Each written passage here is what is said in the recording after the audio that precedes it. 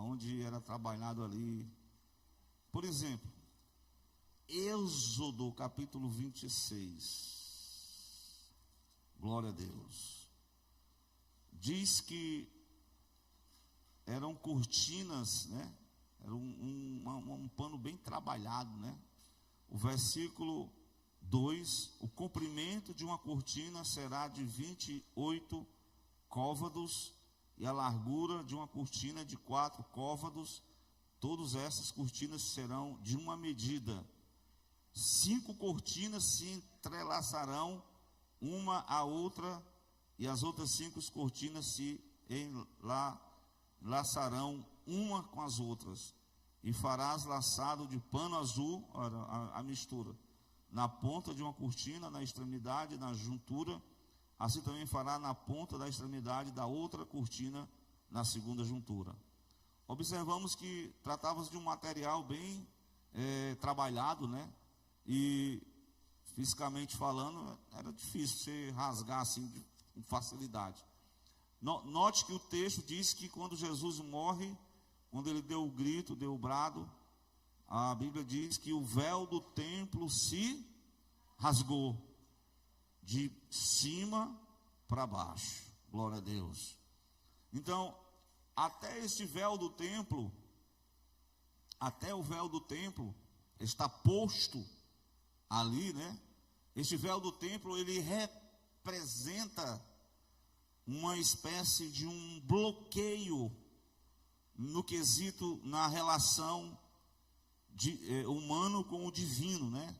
Entre os homens e Deus, né? Havia um bloqueio, né?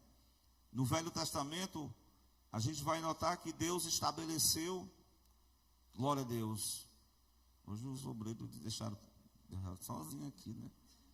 Não sei porquê. Tem 3 anos, tá? Não. Tá? É só esforço mesmo.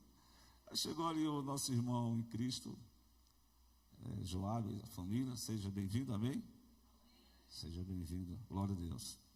Mas tem uns irmãos que estão aqui, eu estou brincando com os irmãos, viu? Então, esse véu, ele representava, na verdade, né, uma forma de como os homens se chegavam a Deus. Mas havia um bloqueio, né? Eu me reporto sempre para aquela passagem que o acesso à árvore da vida, né? Não é do conhecimento do bem e do mal, não. A árvore da vida. Quando o homem pecou contra ele, o que foi que Deus fez para que o homem não viesse a comer da árvore da vida? Colocou lá anjos, chamados querumbins, para proteger o caminho de acesso à árvore da vida. Então, o pecado, ele trouxe consequências terríveis, como ele bloqueou o acesso do caminho ao encontro com Deus. Glória a Deus. Você vai meditar comigo, né, que este véu aqui foi posto para representar este bloqueio, porque Deus escolheu uma tribo, né, que era a tribo levita, os Levi, e escolheu uma família para ser o sumo sacerdote ali, né? E havia 3, parece que eram os coatitas, Merari, e eles cada uns carregavam esse véu, outros com as carroças, outros carregavam outros materiais do tabernáculo, e tinha uns que carregavam, eles não ganharam nem bois para levar a carroça, porque tinha que carregar no ombro mesmo, que era a arca. A arca era levada no ombro, né? Quando nas viagens, aí foi quando se estabeleceu que se não precisou desse mecanismo, né? Mas o bloqueio estava posto sobre o acesso à presença de Deus. E uma vez por ano, Deus permitia que um sumo sacerdote adentrasse nesse... Era um compartimento, né? Os irmãos às vezes gostam de fazer essa comparação, mas não é muito boa, não. Ele disse que aí na igreja é o santo lugar, e no púlpito é o santíssimo lugar, mas isso não combina não, viu? Com essa analogia, tá certo? Isso não combina. Mas eu peguei esse exemplo porque era um tabernáculo que tinha essa divisão, né? Então, se você acompanhar esse raciocínio comigo, abrindo lá em Hebreus capítulo 9, a partir do primeiro ele vai falar sobre o tabernáculo que Moisés ali recebeu, a cópia. Repare bem, esse santo lugar, esse santíssimo lugar, era só uma cópia, era só um modelo do verdadeiro santíssimo lugar que fica onde? Com Deus, na glória. Glória a Deus. Então, o caminho para o homem acessar a Deus, Deus usou essa forma. Aí, como eu até preguei na quinta-feira sobre os sacrifícios de animais, né? Os animais apenas cobriam, né? O irmão colocou lá, não colocou não, Hebreus 9, versículo 1. Cobriam o pecado, e o sumo sacerdote, ele era aquele responsável de adentrar a esse santíssimo lugar, que era chamado o dia do perdão nacional. Aí os judeus faziam um jejum. Então, até que este primeiro tinha ordenanças de culto divino, e era um santuário terrestre. Está aqui, um santuário terrestre, né? Estavam lá, eles adoravam a Deus, eles ofereciam seus sacrifícios, eles tinham aquele momento de adoração a Deus. E o escritor vai dizer que ele vai dar os detalhes, né, da mobília daquele tabernáculo. Aí ele vai falar do tabernáculo, que estava ali o candeeiro, né? Candeeiro representando Cristo como luz do mundo, um lugar para iluminar. Ele falava da mesa, havia uma mesa com os 12 pães, que representa a nossa sustento, a nossa comunhão com Deus. E havia também os pães da proposição, e que se chama santuário. Mas no versículo 3, depois do segundo véu, estava posto o tabernáculo, que se chama o quê? Os santos, o santo dos santos. E lá dentro desse tabernáculo tinha, né, ali próximo, tinha um incensário de ouro, que representa as orações dos crentes. Aí via lá dentro do tabernáculo, o santo dos santos, aquele objeto que era uma madeira de acácia, com 2 querubins constituídos de ouro puro. E ali era uma representação da presença de Deus.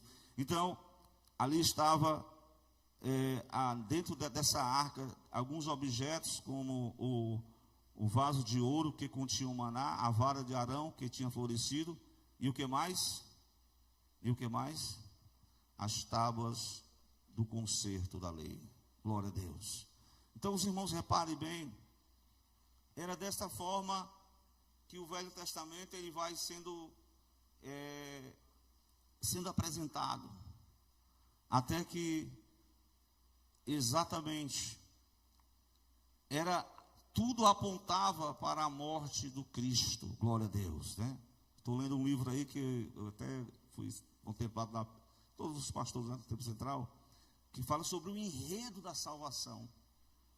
Então, o enredo, ele vai exatamente, essa composição, essa história, ela vai sendo, Deus vai preparando, Deus vai forjando, e Deus vai colocando esses sinais, são esse tabernáculo, né, com todos aqueles sacrifícios. Glória a Deus. E aí, o escritor vai chegar no versículo 8, como eu falei que o véu era um bloqueio de acesso à presença de Deus. Veja o versículo 8 do capítulo 9 de Hebreus. Quando ele diz assim, no versículo anterior, como eu falei, que no versículo 7, só o sumo sacerdote uma vez por ano, não sem sangue, que oferecia por si mesmo, mas pelas culpas do povo. Aí no versículo 8 mesmo, que eu citei agora, o que diz? Dando nisso a entender o Espírito Santo, que ainda o caminho do santuário não estava descoberto, enquanto se conservava em pé o tabernáculo. Então o caminho do acesso estava coberto, estava bloqueado. Glória a Deus. É uma palavra bem atual, né? Fulano de tal me bloqueou. Ou seja, eu não vou ter mais acesso às postagens dela, né? Ao que ela curte ali. Mas no aspecto espiritual, o pecado, ele bloqueou o acesso do homem a Deus. E deixou só essa sombra, este tipo de acesso para mostrar a inoperância humana. Porque o próprio sumo sacerdote tinha que entrar lá pela misericórdia. Perdoa os meus pecados, né? Oferecia logo um sacrifício pelos pecados do próprio sacerdote. E aí depois ele oferecia para o povo. Mas enquanto permanecia esse tabernáculo, o Espírito Santo estava dizendo ali que o caminho, o acesso a Deus estava bloqueado. Glória a Deus. Por isso que tem que aparecer exatamente agora, a morte de Cristo, ela proporcionou o acesso, né, ao que estava mantido de pé o tabernáculo, né? Então Jesus aparece com o seu próprio corpo, o tabernáculo, né? O tabernáculo não era mais condicionado a um local, mas era o Cristo, o próprio corpo de Cristo era o tabernáculo. E nós observaremos no versículo de número 12 do capítulo 9, que no versículo 11, melhor dizendo, vindo Cristo, o sumo sacerdote, veja que ele é sumo sacerdote não segundo a ordem levítica, né? Os irmãos até conhecem essa passagem, segundo a ordem de Melquisedeque. Ele tinha uma ordem diferente, e ele vem como sumo sacerdote dos bens futuros, por um maior e mais perfeito tabernáculo, não feito por mãos, isto é, não desta criação. Quer dizer, o próprio Jesus, além de ser o sacerdote, o sumo sacerdote, não segundo a ordem levítico, mas ele vai, glória a Deus, ele vai sendo preparado o caminho para ele acessar ao Santo dos Santos, não de Moisés, mas ao Santo dos Santos celestial. Glória a Deus. Mas para isso ele precisava o quê? Para voltar para a glória? Passar pela morte na cruz. Amém até aqui? Ele passou pela morte na cruz. No versículo 12 do capítulo 9. Ele vai dizer que ele não entrou nesse Santo dos Santos, não com sangue de bodes e bezerros, mas com o seu próprio sangue. Glória a Deus. Por isso, irmão, o sangue de Jesus Cristo, seu Filho, Paulo diz, a Escritura, né? Ele aproxima os que estão longe de Deus. Ele traz novamente a proximidade, a redenção do homem. Glória a Deus. No versículo 12, diz que ele adentrou com o seu próprio sangue, entrou uma vez só no santuário, e ele efetuou uma eterna redenção. Aqui está posto o trabalho realizado da morte de Cristo vivo e todo-poderoso. Glória a Deus. Ele realizou uma eterna redenção. Isso é motivo da gente entender a nossa participação nessa noite desse culto, né? Porque a gente está frisando aqui a redenção operada por Cristo na cruz do Calvário. Glória a Deus. Os irmãos entendem que não foi pelo mérito humano, não foi pelas nossas realizações, mas tudo pela graça de Deus, pela boa vontade de Deus para conosco. Até aqui nos ajudou o Senhor, como diz Samuel. Bendito seja Deus. O próprio Deus se tabernacularizou. É uma palavra que eu sempre estou repetindo, né? Mas se você ler lá em João capítulo 1, diz: o verbo se fez carne e habitou entre nós, e nós vimos a sua glória, como a glória do unigênito Pai. Então, esse Cristo que morre, que entra no Santo dos Santos, após dar o brado da vitória, ele é assunto aos céus, e ele adentra exatamente, a morte dele A morte do Cordeiro de Deus, ela remove todos os obstáculos. E aí, eu estou enfatizando Hebreus, né? Essa carta, ela é muito para... Assim, se você ainda não leu essa carta, mas se por acaso você não leu o Pentateuco, o Velho Testamento, você vai ter dificuldade. Por isso que é bom você passar pelo Velho Testamento, né? Para você entender todas essas verdades, essas sombras que estão no Velho Testamento, mas tudo aponta para o Cristo vivo e todo-poderoso. Então, após a morte de Cristo, o acesso ao trono da graça foi franqueado. Agora foi franqueado. Para quem? Veja bem, Hebreus 4,16. O escritor dá uma palavra de exortação para que nós nos cheguemos a este poderoso Deus. Glória a Deus. Porque se você se chegar a Ele, no capítulo 4, versículo 16, se você acreditar na sua promessa, no trono da graça, você vai alcançar de Deus isso que nós estamos falando aqui, a misericórdia de Deus, a graça de Deus. Você alcança socorro, a generosidade divina, você está recebendo ainda mais de Deus. Glória a Deus. Então, é por isso que nessa noite nós temos acesso, né? Porque o véu do templo foi rasgado de alto a baixo. Preste atenção, quando o véu do templo foi rasgado, agora não precisa mais é claro que nós temos um mediador entre Deus e os homens. Só existe um mediador entre Deus e os homens. Mas, meus amados irmãos, nós temos agora um acesso direto ao trono da graça. Amém? Glória a Deus. Até eu falei, é uma pena que às vezes a gente não acessa muito, né?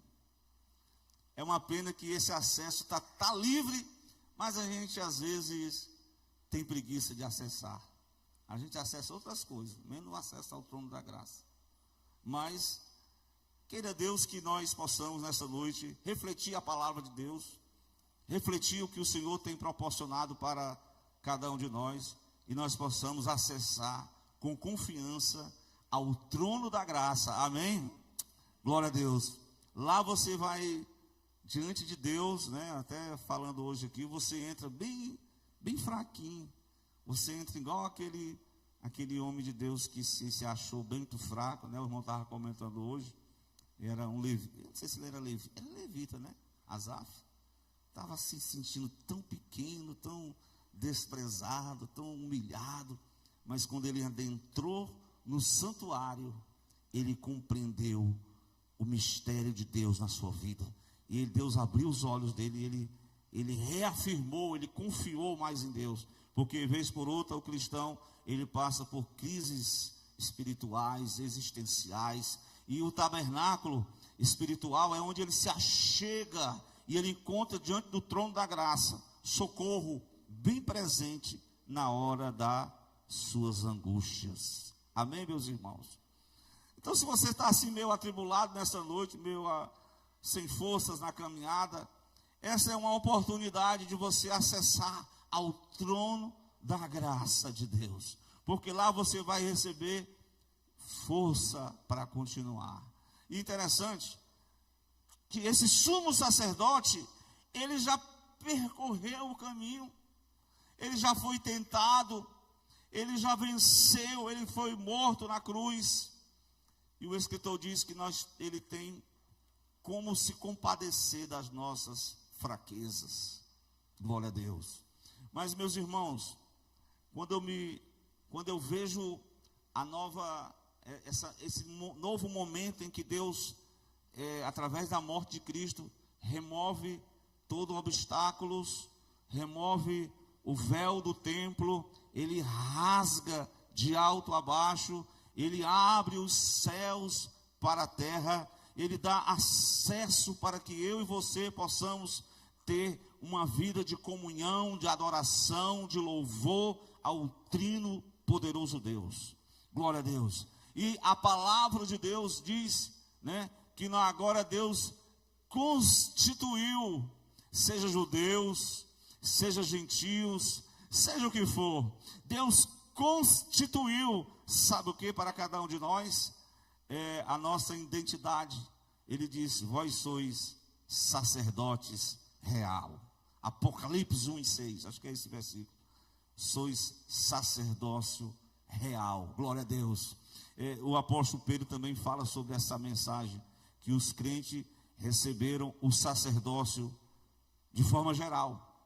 Então, de forma geral, nós temos acesso ao trono da graça agora.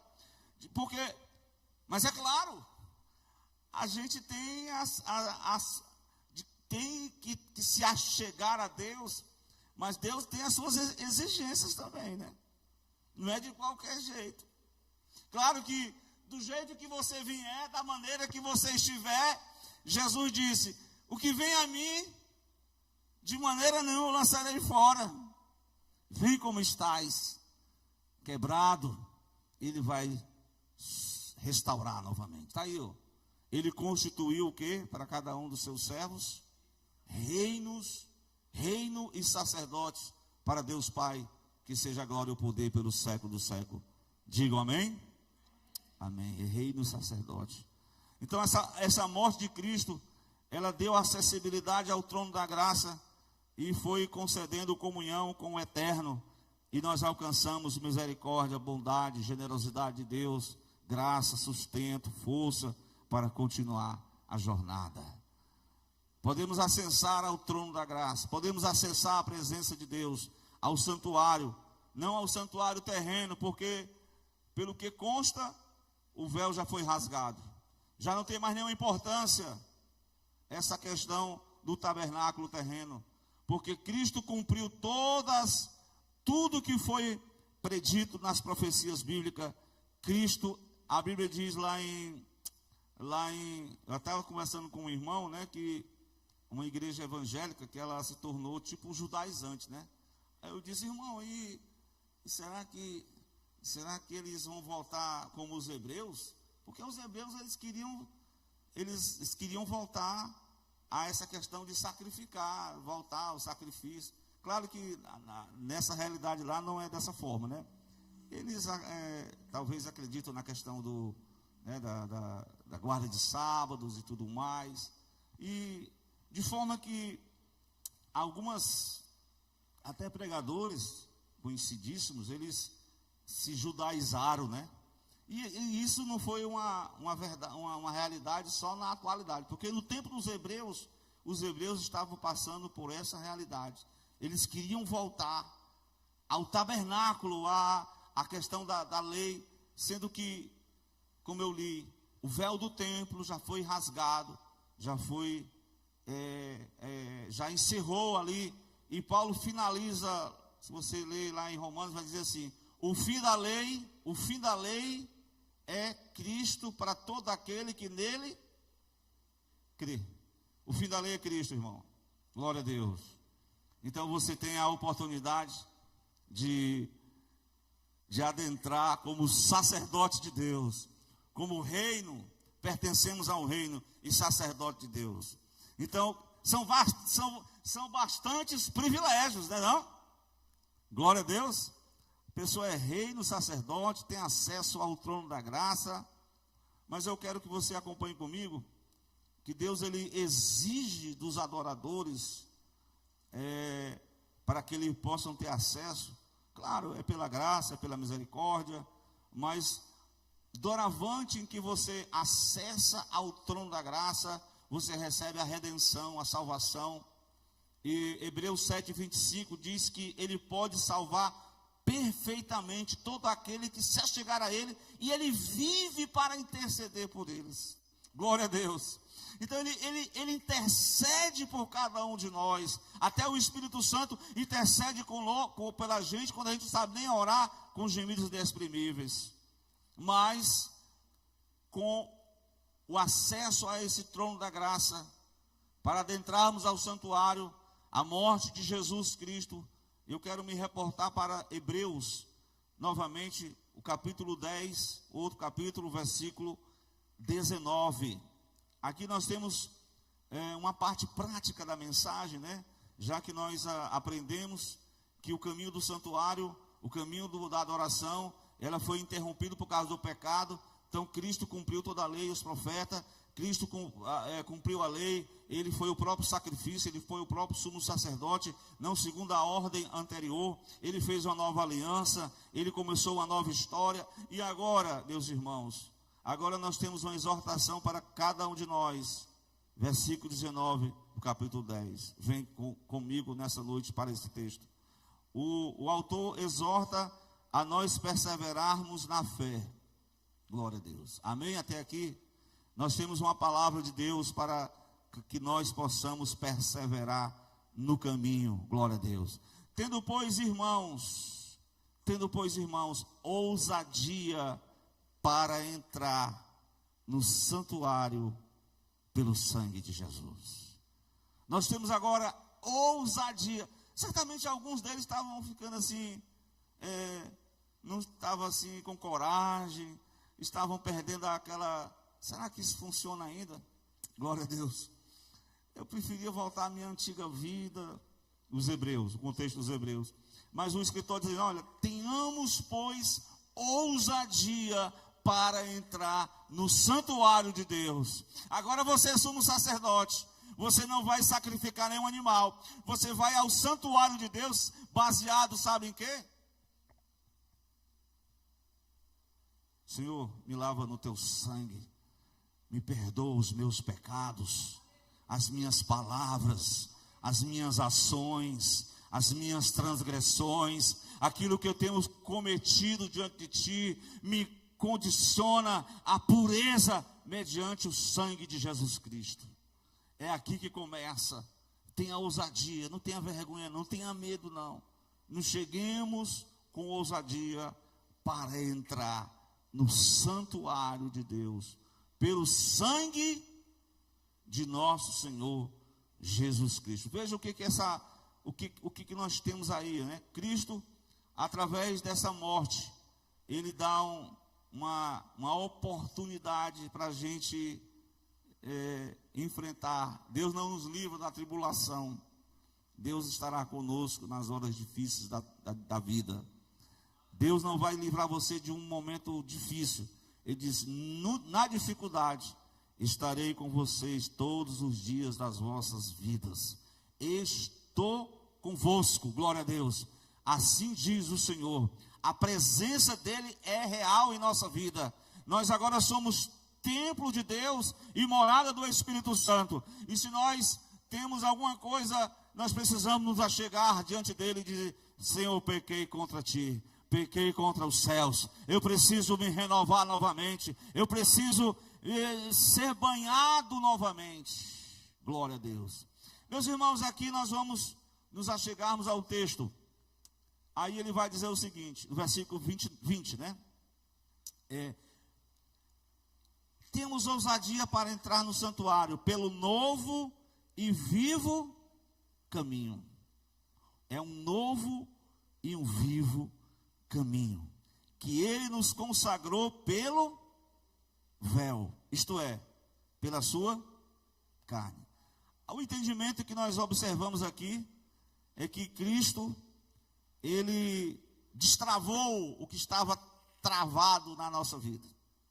A vida de comunhão com Deus, a vida de adoração, é algo que o ser humano, ele precisa destravar. O pecado, ele trava as nossas mentes, ele engessa o nosso coração, ele engessa a nossa adoração a Deus, e a gente perde o prazer de adorar a Deus, perde a vocação de ser um sacerdote de Deus, perde a vocação de ser um adorador que adora a Deus em espírito e em verdade. Amém até aqui? Glória a Deus. Mas o Senhor diz, ele preparou um novo e vivo caminho, isto é, pela sua carne, pelo véu. O véu é a sua carne. Então ele foi cravado na cruz, ele foi maltratado, ele foi moído, como diz Isaías. A sua carne foi o preço do resgate. Por isso, nessa noite, nós temos acesso porque o véu pela sua carne, pelo seu sacrifício, glória a Deus, nós temos essa oportunidade, meus irmãos, de até aqui, através de Jesus e a sua morte, é um novo começo. Se o crente está vivendo a nova vida, a vida com Deus, mas se ele voltar aquilo que ele viveu no tempo da ignorância, esse é um momento que nós precisamos refletir cada dia na nossa vida, porque há um chamado para uma nova vida, há um chamado de Deus para que nós possamos ter acesso, né, a esta nova vida em Cristo, a esse novo caminho, a essa nova proposta de Deus para nossas vidas. Então vamos lá. Então, mediante essa obra de Cristo na cruz, nós temos aqui a oportunidade de adentrar nesse novo e vivo caminho que Ele nos consagrou pelo véu. Então, o caminho foi aberto. A cruz foi o meio pela qual ela une o pecador com o Deus santo e justo. Então, nós estamos aqui pelos méritos de Jesus na sua cruz. E o versículo 21, como eu falei, nós temos um grande sacerdote sobre a casa de Deus. E quem é esse sumo sacerdote? É um sacerdote fiel. É um sacerdote eterno. É um sacerdote que fez o único perfeito sacrifício. É um sacerdote que exatamente intercede por cada um de nós. Então, aí, a forma que como nós devemos chegar-se a esse caminho, a esse santuário, aqui no versículo 22. Uma primeira coisa que nós observaremos aqui: cheguemos, pois, inicialmente com verdadeiro coração. É isso que Deus procura entre nós, um verdadeiro coração. Pastor, pode ter alguém que esteja com um coração envenenado, como sempre diz o pastor Antônio José, com um coração maculado, magoado, entristecido. Entristecido a gente faz parte da nossa vida. Mas é o momento em que o coração, irmãos, fala aqui da cárdia, né?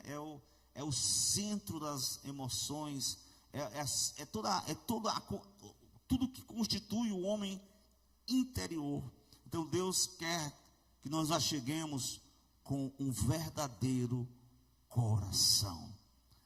Mesmo que você e eu estejamos em desequilíbrio, em uma situação de revés, mas quando a gente se achega com um verdadeiro coração, Deus sabe de todas as coisas.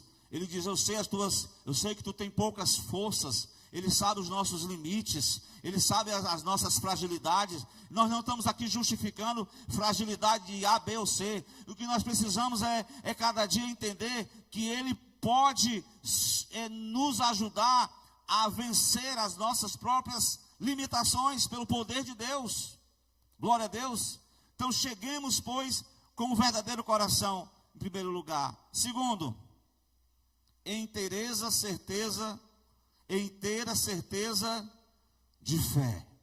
Essa é uma área em que muitos crentes da atualidade têm sido um campo de batalha, né? As pessoas têm perdido a fé, têm desanimado na fé, têm retrocedido na fé. Quando a Bíblia diz que nós temos que continuar e progredir e avançar e aumentar de fé em fé, passar pelo vale de Baca, o vale deserto, é enfrentar de cabeça erguida, é ter convicção no coração, venha o que vier, mas acreditar que Deus está no controle de todas as coisas e que Ele será conosco e que a porta vai se abrir e que aquilo que Ele quer trabalhar no nosso coração, é preciso acreditar e não ceder aos caminhos da incredulidade. Tá certo? Mas uma terceira coisa que eu quero dessa noite mostrar para vocês. Nos acheguemos com o coração purificado da má consciência. O coração purificado da má consciência. Como é que nós vamos entender essa questão de ter o coração purificado da má consciência? A consciência humana, às vezes, ela é o nosso árbitro, né? O juiz que, se a gente fizer alguma coisa errada, ela vai sinalizar, ela vai direcionar logo. Mas pode chegar um momento em que o cristão, ele vai chegar num ponto em que a consciência dele já não está mais valendo nada. Algumas atitudes na sua vida que a consciência já não dá ao toque. E aí porque hoje nós temos acesso a um mundo de informações bíblico. Tem gente nas internautas da vida que fala o que quer, diz o que quer, interpreta a seu bel prazer as escrituras. E aquele método tradicional das escrituras que nós temos, às vezes nós damos lugar à novidade do mercado teológico, a uma novidade, como os gregos. Qual é a novidade que está rolando aí, Paulo e Silas? Nós queremos saber só a novidade. Quando Paulo falou sobre o sacrifício de Jesus e a ressurreição dos mortos, esse Paulo é um paroleiro, é um conversa oca, conversa água, né? Pessoa que fala demais. Então, eles queriam novidade. E na atualidade nós temos várias teologias adentrando nos arraiais dos cristãos. E os cristãos estão comendo como se fosse uma comida salutar. Mas é preciso entender que a nossa comunhão, a nossa caminhada, nós temos que manter um coração purificado da má consciência. Está falando de mistura, está falando, e eu estava até meditando, né? A gente olha,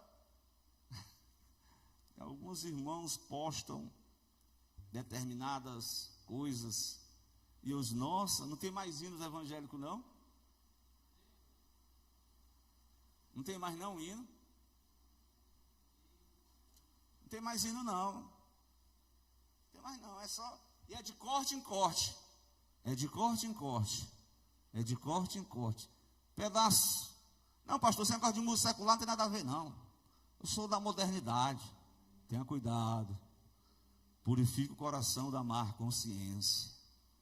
Seja como vou. Eu estava lendo o livro de Daniel.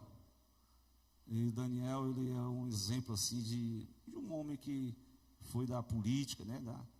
Esteve ali no comando, mas ele se manteve firme na fidelidade a Deus. E quando aquele rei tem uma visão, né, de uma mão escrevendo lá, lembra? Aí nem os sábios conseguiram decifrar. Aí a mãe de Belsazar disse: ei, mas tem aquele Daniel lá do tempo do teu pai. Ainda está velhinho, mas está do mesmo jeito, na mesma fidelidade. Não se misturou com a porção do manjar do rei, nem com o vinho que ele bebia.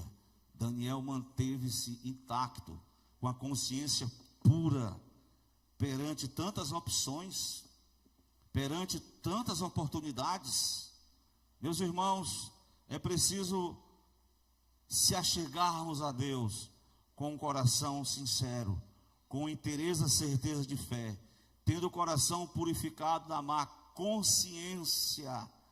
Paulo chega a dizer que a consciência pode se tornar doentia, que a pessoa já, sabe, nós temos pessoas que outrora, pessoas nas décadas passadas, que eram ferrenhos pregadores, que pregavam contra o adultério, contra os pecados. Agora eles estão justificando. Eles estão justificando. E tem muita gente indo nesse mesmo passo. Glória a Deus. Não, o importante é você adorar a Deus. Hoje as pessoas vivem de postar a sua vida religiosa, né? Estou adorando a Deus. Mas a adoração a Deus não convive com uma consciência, glória a Deus, como eu falei, um coração purificado da má consciência. Um verdadeiro adorador, ele não só adora a Deus de lábios, mas ele coloca o coração.